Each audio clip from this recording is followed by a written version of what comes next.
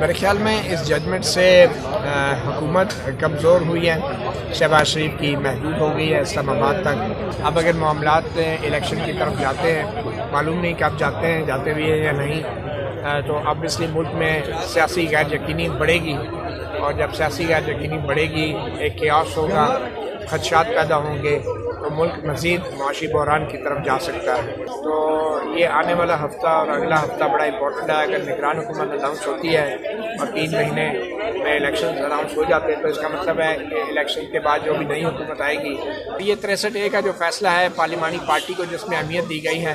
یہ پارلیمانی پارٹی کو اہمیت دینا بھی اس سازش کا حصہ ہے جس کے تحت ملک کی جو بڑی سیاسی جماعتیں ہیں ان کو پارلیمانی پارٹیوں کے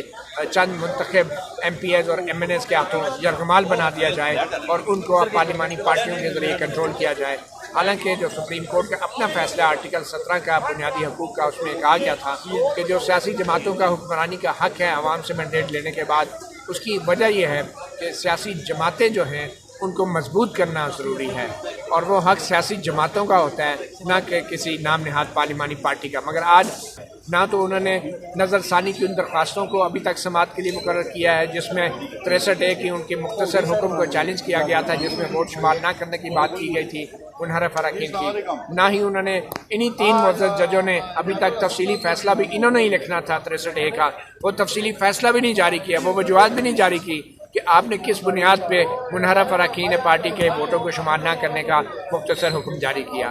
اور اس کے علاوہ فل کورٹ کو بھی انہوں نے رد کیا۔